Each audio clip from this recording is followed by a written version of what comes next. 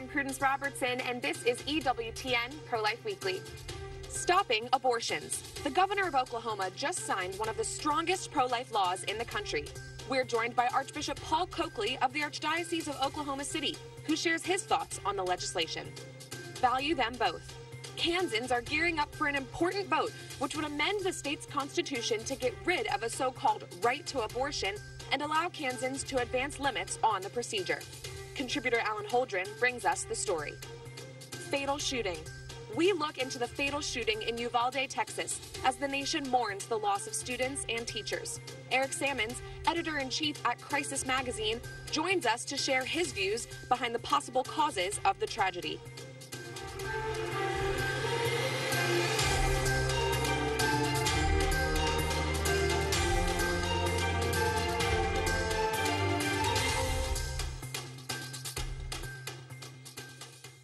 Governor Kevin Stitt of Oklahoma has signed into law one of the strongest pro-life pieces of legislation in the country, essentially stopping all abortions in Oklahoma from the moment of conception. The law has now taken effect and limits all abortions except to save the life of an expectant mother or unless the pregnancy is a result of rape or incest. In this case, a woman must have reported each incident to law enforcement. It also allows private citizens to sue abortionists who knowingly commit an illegal abortion.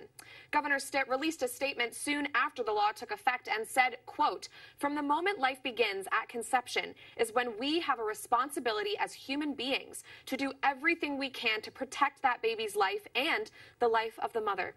That is what I believe, and that is what the majority of Oklahomans believe. If other states want to pass different laws, that is their right. But in Oklahoma, we will always stand up for life." And joining us now is Archbishop Paul Coakley of the Archdiocese of Oklahoma City. Your Excellency, thanks for joining us. Can we get your initial thoughts on the Life at Conception Act, which just took effect in your state of Oklahoma?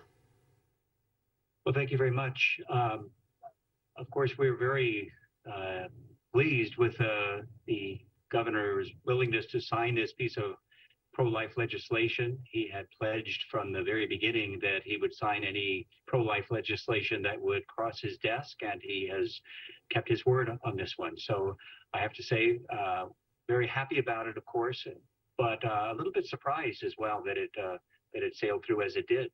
Speaking of the Catholic stance on abortion, baptized Catholic politicians like President Biden and House Speaker Nancy Pelosi, they continue to push their pro-abortion agenda. And Archbishop Cordileone of San Francisco, as I'm sure you know, banned House Speaker Pelosi from receiving communion due to her pro-abortion stance. Do you support this move by Archbishop Cordileone, and how can we help those who are failing to defend the sanctity of life that are within our church?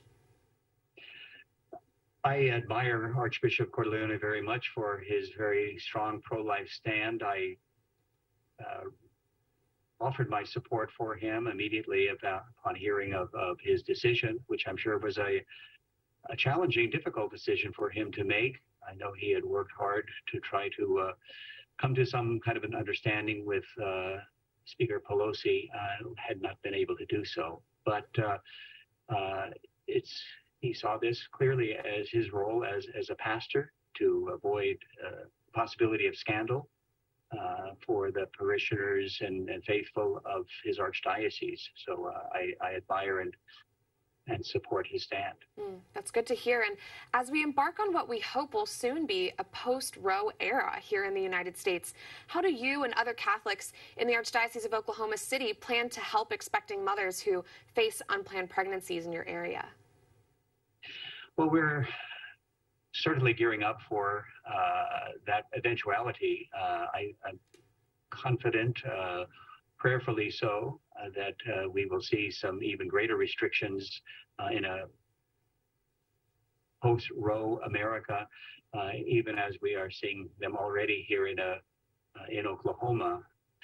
But we are, in fact, I'm on my way right now to this afternoon after getting off of this interview to bless an ultrasound machine provided by the Knights of Columbus. So we're investing in pregnancy resource centers to help women with children, unborn children, and providing opportunities to support them in all of their needs. We have issued a call to alert our parishes that with these new restrictions on abortion, there will almost certainly be more women looking to the church for assistance, for support, to care for their newborn children, and we certainly stand ready to assist them throughout their lives.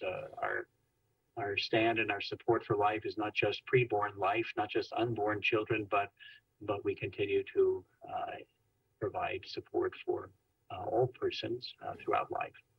Well, thank you so much for the witness that you have just shared to the fact that you're helping these people in Oklahoma, a clearly pro-life state. Archbishop Paul Coakley of the Archdiocese of Oklahoma City. Thank you. We look now to abortion laws in Kansas. In 2019, the state's Supreme Court ruled that abortion is a, quote, right, effectively erasing all pro-life laws in the state. Since then, the number of abortions per year has been rising significantly. On August 2nd, Kansas voters will soon have a chance to amend this decision. Contributor Alan Holdren has the story. It's 2 months away, but Kansas is already fully gearing up for an important amendment vote on August the 2nd. That vote will decide a battle that started in the state capital of Topeka about how abortion is considered in state law here. In 2019, an act of the state court radically changed the constitution of the state of Kansas, making it impossible to regulate abortion in even the simplest of ways. And now our state, unlike all of the surrounding states, we have no way to place any kind of reasonable limits on the abortion industry. And that means that we will have unlimited abortions happening in the state of Kansas in unregulated facilities unless the people of Kansas pass the Value Them Both Amendment on August 2nd. In a nutshell, the Value Them Both Amendment simply proposes that abortion can be limited, because right now, that 2019 Kansas Supreme Court decision lifted all limits, recognizing abortion as a fundamental right. And it's made Kansas one of the most liberal states in the country on abortion. That's why Kansas is being treated as a battleground state by both pro-life and pro-abortion advocacy groups. And the battle is heated, even at the highest levels of government. In her most recent comments on the issue, Kansas Governor and Democrat Laura Kelly responded to the leak of the Roe v. Wade decision by saying she would, quote, continue to oppose all regressive legislation which interferes with individual rights or freedoms and threatens the economic strides we've made in recent years, making Kansas a welcoming place to do business. Attorney General and expected Republican challenger in the upcoming race for governor, Derek Schmidt, has a different take on it. Kansas is a pro-life state, and that's reflected in the views of Kansas voters overall. There's going to be a lot of noise and chaff in the air, so to speak, particularly in the event Dobbs overturns Roe. And there's going to be, I think, an effort by the most extreme voices on the pro-abortion side to try to confuse the issue.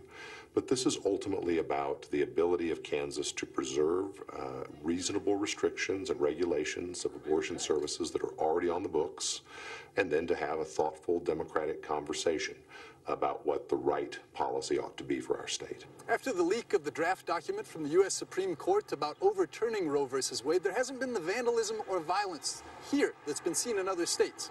But there is support for a yes vote to the amendment. Volunteers have been stepping up to get trained and get the word out that a yes vote is a vote for life. The Catholic Church here says that that yes vote is critical to the defense of the life and dignity of both women and children, and not only in the state of Kansas.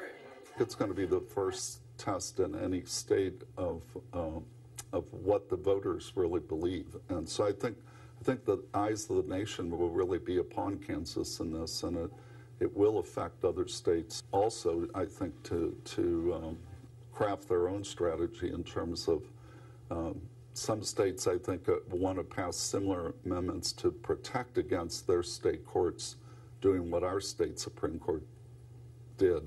Here in Topeka, the Kansas State House of Representatives and Senate both passed the Value Them Both Amendment in January of this year with a 2/3 vote. That put it on the August the 2nd ballot for voters to decide. And that's exactly what the pro-life movement here in Kansas wants, for voters to decide. In Kansas, Alan Holdren for EWTN Pro-Life Weekly. The pro-abortion industry is encouraging women to keep their abortions a secret, opening them up to a host of health risks and complications. A new alert from research experts at the Charlotte Lozier Institute shares that when women suffer complications from taking chemical abortion pills, their abortions are often miscoded by hospital personnel as natural miscarriages. CLI reports that as many as 60% of these abortions are regularly miscoded. Dr. James Stednicki at CLI said, quote, "We are witnessing a cover-up by the abortion industry, aided by willing allies in the media and in politics." For more details on this, we now welcome Tessa Longbons, Senior Research Associate at the Charlotte Lozier Institute. Tessa, thanks for joining me. You know, this issue of miscoded abortions is not something that we often hear about when we talk about the chemical abortion issue. Could you explain for us what exactly that is? Yes, this is just another example of the abortion industry trying to hide the truth about the risks of chemical abortion, and it's women who pay the price. So these are women who went to the emergency room after having an abortion, and for multiple reasons, perhaps they misled their doctors, perhaps a pro-choice doctor didn't report the complication correctly, or perhaps somebody made a mistake, but their abortions were miscoded as natural miscarriages. And what we found is that this can impact the type of care and treatment that women receive. In a groundbreaking, first of its kind study, we looked at women who had gone to the emergency room following abortion, and we found that by 2015, which was the most recent year of data in our data set, 60% of chemical abortion-related emergency room visits were miscoded as miscarriages. That is so tragic. And, you know, we've talked a lot on this show about how dangerous chemical abortions are. But what other risks are women open up to when their doctor or whoever's treating them doesn't know that they've had an abortion? For this group of women who went to the emergency room after an abortion, women whose chemical abortions were miscoded had double the risk of being admitted to the hospital for surgery to complete the abortion and significantly increased risk of multiple hospitalizations. And in fact, the FDA tells abortion providers to remind women to take information with them if they need to go to the emergency room so that doctors know how to treat them and give them the help that they need. And if a woman doesn't share with her doctor what's happening, she can be at risk of not getting the care she needs in a timely manner. So unfortunate. And, you know, there are recent pieces in the mainstream media at New York Magazine, Daily Kos, other mainstream media sources that are saying, you know, there's really no medical reason to let your doctor know that you've had an abortion. What's your response to that claim? It is irresponsible and dangerous to tell someone to lie to their doctor. Abortion advocates like to present this advice as benefiting women, but in reality, it only benefits and enables the abortion industry at the expense of women's health and safety. This is yet another example of the abortion industry putting profits ahead of human lives, and it's putting women at risk. So what's being done about this? Is there anything that we can do to remedy the situation? Is anybody doing anything? The most important thing is education. Women deserve to know the truth about chemical abortion and the risks it entails. And so since this is a growing issue, we're trying to spread the word at Charlotte Lozier Institute. And we want to make sure that the general public, women who are considering abortion, doctors, the media are aware of the risks and what's going on. So we just really encourage people to educate themselves so that they can present accurate information to people who are looking for the facts. The work you're doing is so important. We're very thankful for you. Tessa Longbons of the Charlotte Lozier Institute. Thanks so much for having me.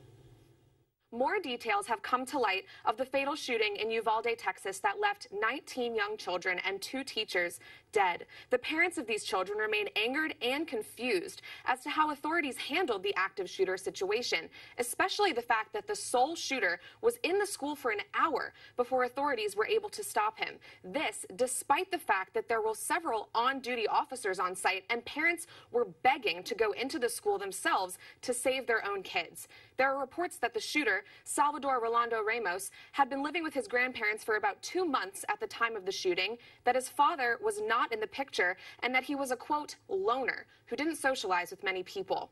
And joining me now to unpack all of this is Eric Sammons, editor-in-chief at Crisis Magazine. Eric, thanks for joining us. You recently wrote a piece analyzing the Uvalde shooting titled, "It's Not a Gun Problem or a Security Problem." So, in your view, what are the problems that resulted in this tragedy? Well, the thing is, there's a lot of root problems. Most of us are too willing to look at the surface problems, which is, maybe gun control or security at the schools, wherever our political preferences might be. But really, there are problems that go much more to the root of the issue of what's going on that causes people to do such tragic things as a school shooting. I mean, we have things like, for example, just the public schools themselves. They're founded on a lie, in a sense, that they don't educate the full person. And a lot of these things happen in public schools. And then we have the problem, of course, of fatherlessness. I think that's probably the number one problem when it comes to these mass shootings, is that so many of these mass shooters don't have fathers in their lives. And our culture does everything it can to demean the role, the important role of fathers, especially when it comes to raising young men. And the abortion culture, I mean, when you have an entire society that founds itself upon the killing of innocent children, how can you expect people to grow up and really respect life? There's a lot more issues, but those are just some of the kind of root problems that need to be addressed if we're really going to resolve these mass shootings. Right. Very good points there. And, you know, these are big problems with no easy fix. So do you have any advice for people who want more for our children and our families? I mean, personally, I think you have to start local. And I mean, first and foremost with the family. Do what you can in your family to have a strong family environment, obviously a father and mother, homeschool if you can, send them to a Catholic school. Do what you can in your community, and also just in your parish life. Support your parish life, support those, maybe there's single moms in your parish that you can help support and do things to help them. I think we have to really look local, because that's where the solution to the root problems happen. And then from there, we go out further and we can think more nationally. But I think these political solutions often, they're just putting a Band-Aid on a hemorrhage that is going to kill us. Right. And families are the bedrock of our society, so it has to start in the communities. You're right. And I want to play a short clip that was posted on social media by one of the little girls who was tragically killed in the shooting. Take a listen. Jesus, he died for us, so when we die, we'll be up there for him. In my room, I have 3 pictures of him. What are your thoughts, Eric? You know, it's clear that many of these families are clinging even tighter to their faith as they try to comprehend all of this. I mean, that's just so beautiful. I mean, really is that a child of that age. I mean, I have 7 kids, and so I've had them all go through about that age before. And so I know a child of that age to have faith like that, to have such a beautiful faith and love of Jesus Christ. I mean, it's just wonderful. Obviously, it's tragic what happened, but to know that, I mean, if a girl loves Jesus that much at that age, she's with the one she loves the most right now, Amen. Which is a beautiful thing in this tragedy. Yes. Yes, could not agree more. And I want to shift gears for a moment while we have you. Give me your thoughts on the fact that Archbishop Cordileone has banned Speaker Pelosi from Holy Communion. I know that you've been tracking this closely, which bishops are standing in support of him and such.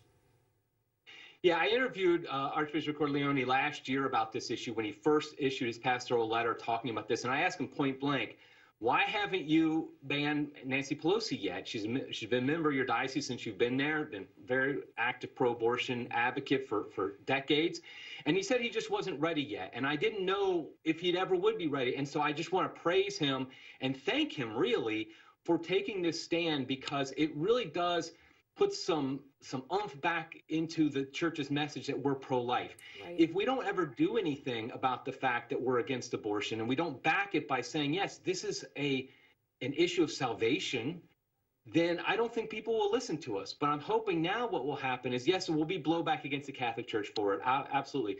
But in a sense, that's a good thing, because it reminds everybody, when you're looking for the #1 pro-life institution in the world, it's the Catholic Church. I mean, I personally became Catholic 30 years ago, partly because of the church's pro-life witness. So I think it's a beautiful thing that Archbishop Cordileone here has done. It's beautiful, and it loves Nancy Pelosi's soul, first and foremost. Right, right. And we have just about 30 seconds left, but we also noticed that Pope Francis has announced 21 bishops will soon be made cardinals. One of them is Bishop Robert McElroy, who openly opposes Cordileone's decision to ban Pelosi from communion. And he's also made some comments on LGBTQ+ issues that defy church teaching. So what are your thoughts on this? I mean, it's a real disappointment, honestly. I think Pope Francis's understanding of America and how things work here, I honestly don't know how well he understands what's going on here. I mean, the fact that he passed over Archbishop Gomez in Los Angeles, who's the Metropolitan Bishop of McElroy is just a little bit confusing. And I think it's very disappointing because I think it sends a bad message and sends a message that maybe we aren't as serious about the pro-life cause and about being against the LGBT movement as we should be. Yeah. Well, thank you so much, Eric from Crisis Magazine, for joining us and for your expert analysis. Thanks for having me, Rudens. Coming up, a mother and pro-abortion advocate tells her infant daughter she had the, quote, right to abort her, but didn't. I speak out. Plus, we're joined by the president of Human Coalition, Jeff Bradford, who explains what life after Roe may look like. Next.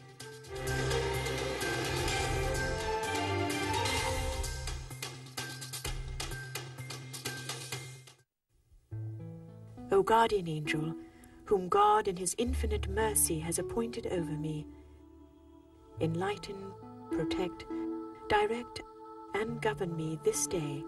Amen.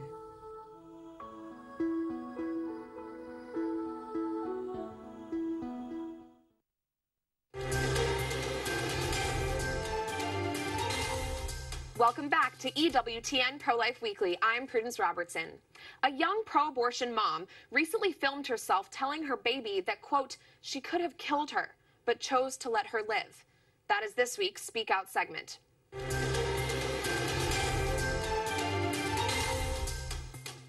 As hard as this is to watch, we want to play a video for you this week that was tweeted out by Live Action's Lila Rose that shows just how insane our pro-abortion, anti-family culture truly is. Take a listen.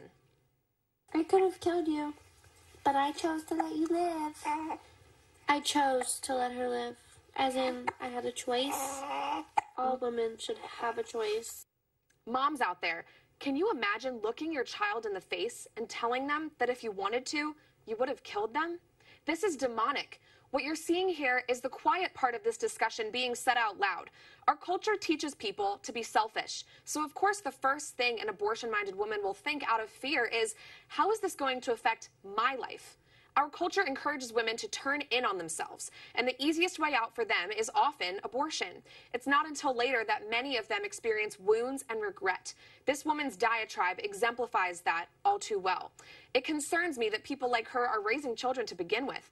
Let's pray that someday she will learn a lesson in basic human dignity, and that this baby has someone in her life someday who tells her how beautiful, how precious, and how worthy of life she truly is.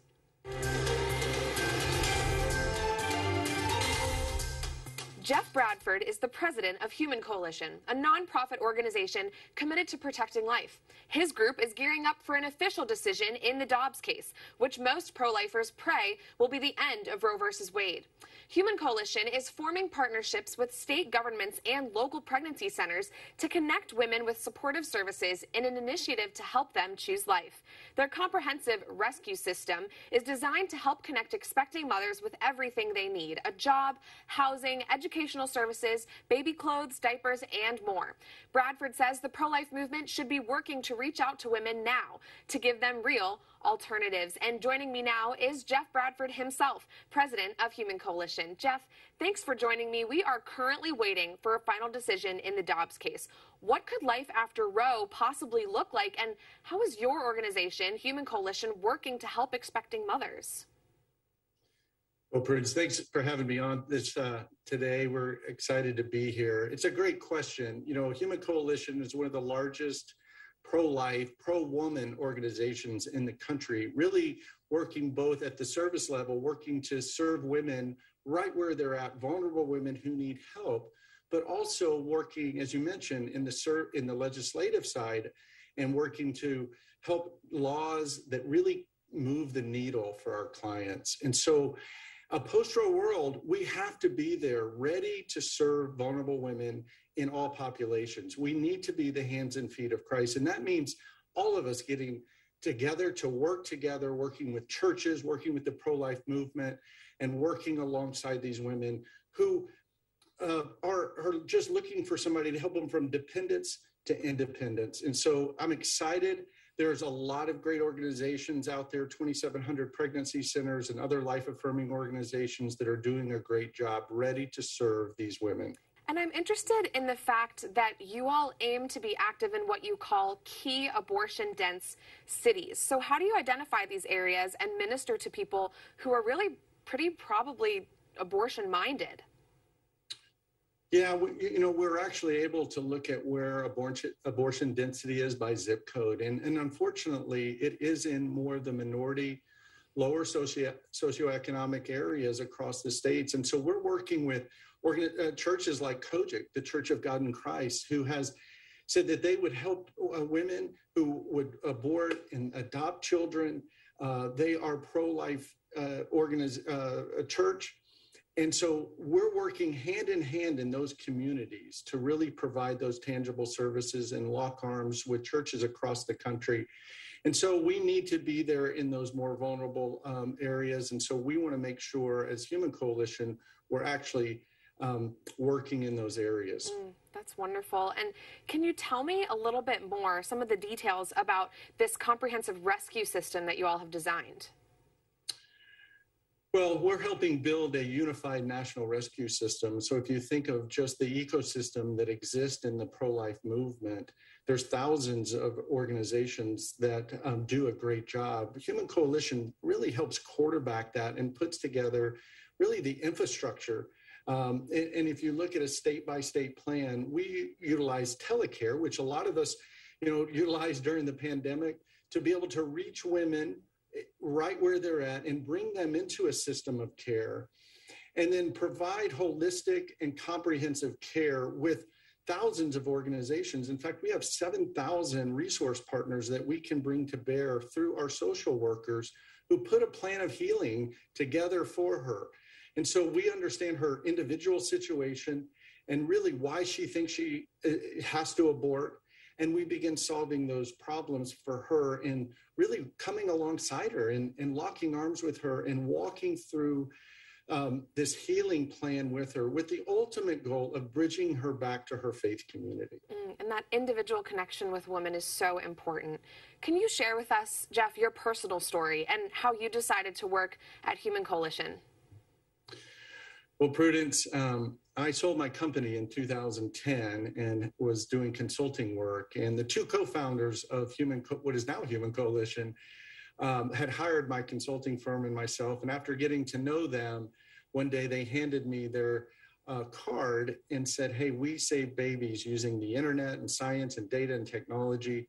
What they didn't know is that same week, my wife and I were in Christian counseling. We'd helped start a church and it split around 2010. And we just felt like we needed a tune-up. We felt like we had really just ministered to everyone else and we had neglected our own marriage. But when we closed the door to that office, my wife began to cry uncontrollably. And I thought, gosh, our marriage is in worse shape than I thought, or something was really underneath those tears. And as we peeled those back, it came down to a decision she and I made almost 30 years ago. During our engagement, we got pregnant. And went to my father, who's a Christian man and a good man, but got some really bad advice. And we ended up at Planned Parenthood. And we took the life of our first daughter.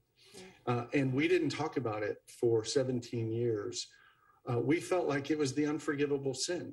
Our pastor didn't talk about it. We as leaders in the church didn't talk about it, and felt like that it just was something that you didn't discuss.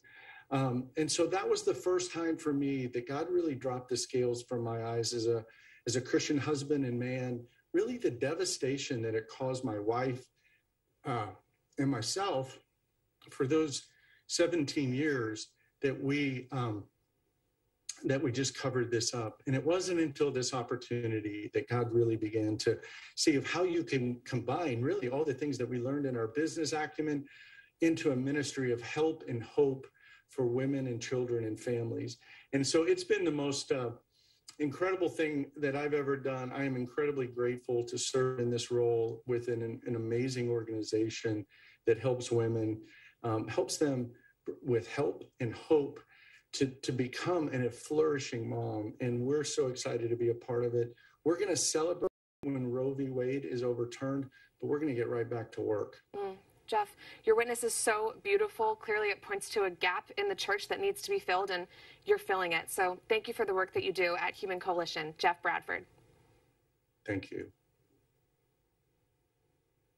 That does it for this edition of EWTN Pro-Life Weekly. I'm Prudence Robertson. Until next time, we'd love to hear from you. Find us on social media at EWTN Pro-Life on all social media platforms. Twitter, Facebook, Instagram, we're there. You can also send us a message by emailing prolifeweekly at EWTN.com. We love to hear from you. Remember, life is a gift. Your life is a gift.